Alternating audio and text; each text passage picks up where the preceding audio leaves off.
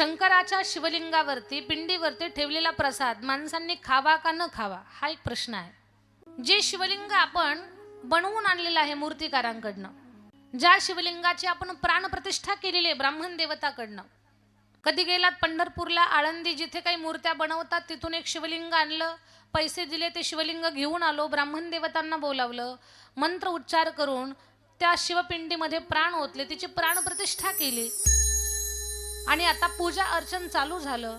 मग त्या शिवलिंगावरती काही लोकांना प्रसाद ठेवायची सवय असते, मग त्या शिवपिंडीवरती ठेवलेला प्रसाद माणसांनी खावा का?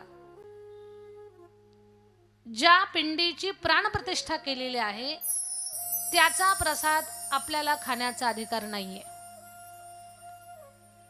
जे स्वयंभू शिवलिंग आहे, जे धातूचं शिवलिंग आहे, जसं की पाऱ्याचं आहे, पंचधातूंचं आहे, आणि स्वयंभू शिवलिंग आहे। स्वयंभू शिवलिंग म्हणजे नाही घडविला नाही बैसविला, जे आपोआप भूगर्भातून प्रगट झालेलं आहे, अशा शिवलिंगांचा प्रसाद खाण्याचा अधिकार आपल्याला आहे। फक्त जे प्रतिष्ठित केलेलं आहे, ज्याची प्राणप्रतिष्ठा केलेली आहे, त्याच्यावरचा प्रसाद खाण्याचा अधिकार फक्त शिवगणांना आहे।